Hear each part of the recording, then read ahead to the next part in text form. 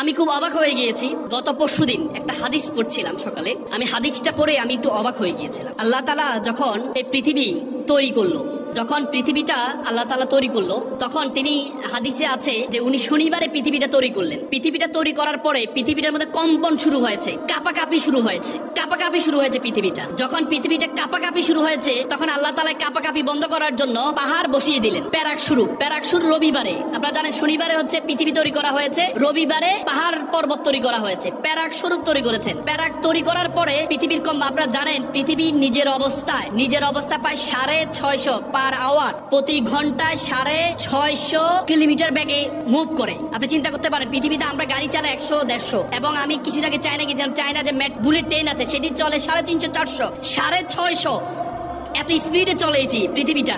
কিন্তু আমরা বুঝতে পারি না, আর কি আমরা বুঝতে পারি না। এই যে আপনারা এটা বোঝার জন্য আপনারা দেখবেন, আপনারা যখন শিপে উঠেন বা বিমানে উঠেন, বিমান এত স্পিডে চলে 200, 250, 350। আপনার কি মনে হয় আপনি বসে থাকেন না? আমরা স্থিরভাবে বসে থাকি না? আপনি একটা গ্লাসের পানি নিয়ে গ্লাসটা রাখেন, গ্লাসটা কি কম্পন করবে? না, কারণ এটা স্পিডটা বাহিরে, এর ভিতরে স্পিডটা বোঝা যায় না। তেমনি পৃথিবীটা যে এত দ্রুত চলছে, আমরা যে ভিতরে আছি, আমরা সেই বিমানের মতো। বিমান আবিষ্কার যদি না হতো, জাহাজ আবিষ্কার যদি না হতো, আপনারা যারা মেরিন ইঞ্জিনিয়ার আছে তারা জাহাজ অনেক স্পিডে চলে, কিন্তু ভিতরে বোঝা যায় না যে এত স্পিডে চলছে। মনে হচ্ছে যেন জাহাজটা দাঁড়িয়ে আছে, বাইরের দিকে তাকালে মনে হচ্ছে জাহাজটা চলছে। তেমনি পৃথিবীটা এবার কম্পন শুরু হয়েছে। যখন কম্পন শুরু হয়েছে, তখন আল্লাহ তাআলা প্যারাক দিয়েছেন, প্যারাক দিয়ে এটা কি করেছেন? স্থির করেছেন। তখন ফেরেশতারা বললো, ফেরেশতা তো অবাক হয়ে গেল যে একটা পাহাড় দেওয়ার সাথে সাথে পৃথিবীটা নড়াচড়া বন্ধ হয়ে গেল। তখন জিজ্ঞেস করলো, হে আল্লাহ, আপনি বলেন তো পাহাড়ের চেয়ে শক্তিশালী কি? পাহাড়ের চেয়ে কি শক্তিশালী কোনো কিছু আছে? পাহাড়ের চেয়ে কি শক্তিশালী কোনো কিছু আছে? তখন আল্লাহ বলল, আছে, পাহাড়ের চেয়ে শক্তিশালী আছে। পাহাড়ের চেয়ে শক্তিশালী লোহা। তখন আবার ফেরেশতারা আবার জিজ্ঞেস করলো, লোহার চেয়ে? কারণ লোহা দিয়ে কি পাহাড় কাটা হয়। তখন জিজ্ঞেস করলো, লোহার চেয়ে কি শক্তিশালী কিছু আছে? তখন আল্লাহ বলল, নাম আছে। সেটি কি? আগুন। কারণ আগুন দিয়ে কি হয়? লোহাকে কি গলানো হয়। তারপরে ফেরেশতারা আবার কিউরিসিটি হিসেবে জিজ্ঞেস করলো, হে আল্লাহ, আগুনের চেয়ে কি শক্তিশালী কিছু আছে? তখন বলল, কি আছে?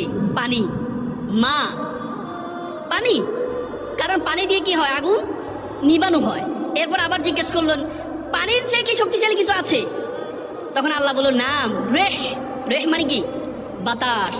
কারণ বাতাস দিয়ে পানিকে যে জলোচ্ছ্বাস তৈরি হয়, বাতাস। তখন ফেরেশতারা আবার জিজ্ঞেস করলো, হে আল্লাহ, শাইয়ে আসাদ মিনাল রেহ, মানে এটার চেয়ে কি শক্তিশালী কোনো কিছু আছে? তখন আল্লাহ বলল, নাম ইবনা বনে আদম। আল্লাহ বলল, আছে, তার চেয়ে কি?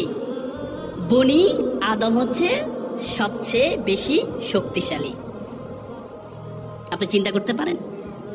আপনি চিন্তা করতে পারেন আল্লাহ তাআলা এত কিছু পাহাড় তৈরি করেছেন কম্পন বন্ধ করার জন্য। আল্লাহ তাআলা কিন্তু কোরআনে বলেছেন, আল্লাহ তাআলা বলেছে, আলাম নাজআলিল আরদা মিহাদ, আমি পৃথিবীটাকে বিছানার মতো, মিহাদ মানে হচ্ছে বিছানার মতো সমতল করিনি। ওয়াল জিবালি কাবাদ, তার মানে কি? আমি পাহাড়কে করেছি as like a specks, প্যারাক হিসাবে। আল্লাহ তাআলা কোরআনে বলেছেন। তার মানে এত কিছু পাহাড় পর্বত, পানি, আগুন, সব কিছুর চেয়ে সবচেয়ে বেশি শক্তিশালী হচ্ছে কি? মানুষ। মানে আল্লাহ তাআলা মানুষকে সৃষ্টি করেছেন। পৃথিবীতে যত বলা যায় 18,000 মাখলুকাত আছে, অনেকে বলে এর বেশিও আছে। সে 18,000 মাখলুকাতের মধ্যে আল্লাহ তাআলা আপনাকে আমাকে বলেছেন, কুনতুম খায়রা উম্মাত। আল্লাহ বলছে, you are the noblest nation. আল্লাহ বলছে, you are the best nation. আল্লাহ বলেছে, তুমি হচ্ছে সেরা জাতি। এই পৃথিবীতে জগতে যা কিছু আছে সবকিছু আমি তোমার জন্য সৃষ্টি করেছি। পৃথিবীতে যা কিছু আছে সবকিছু আমি তোমার জন্য রেখেছি। আল্লাহ তাআলা বলেছে, হুয়াল্লাযী খালাকালাকুম মা ফিল আরদি জামিআ, এই আসমান এবং জমিনে যা কিছু আছে সবকিছু আমি তোমার জন্য সৃষ্টি করেছি। আর তোমাকে আমি সৃষ্টি করেছি ওয়ামা খালাকতুল জিন্না ওয়াল ইনসা ইল্লা লিয়াবুদুন, আর তোমাকে আমি সৃষ্টি করেছি শুধুমাত্র আমার ইবাদত করার জন্য, শুধুমাত্র আমার ইবাদত করার জন্য। তার মানে আপনারা এখানে যারা আছেন, আপনারা নিজেকে ছোট ভাবলে হবে না। আল্লাহ তাআলা আপনাকে অনর্থক সৃষ্টি করেনি। আল্লাহ তাআলা আপনাকে অনর্থক সৃষ্টি করেনি, আপনাকে আল্লাহ তাআলা কোনো একটি কারণে সৃষ্টি করেছেন, সেটির জন্য আপনি যেতে পারেন নাই বলেই আপনি ভাবেন আল্লাহ তাআলা আপনাকে অনর্থক সৃষ্টি করেছেন। আজকে আপনারা দ্বন্দ্ব করেন প্রকৌশলী ডিপ্লোমা ইঞ্জিনিয়ার হবেন নাকি বিএসসি ইঞ্জিনিয়ার হবেন, 10ম গ্রেডের চাকরি হবে, 30% কোটা থাকবে কি থাকবে না, এখানে কি বিএসসি ইঞ্জিনিয়াররা চাকরি করে অ্যাপ্লাই করতে পারবে কি পারবে না, এই চিন্তা করেন। এই চিন্তা করবেন না, এই চিন্তা করবেন না। ইঞ্জিনিয়ারদেরকে চাকরি করার জন্য এই আপনাদেরকে পড়ানো হয় না।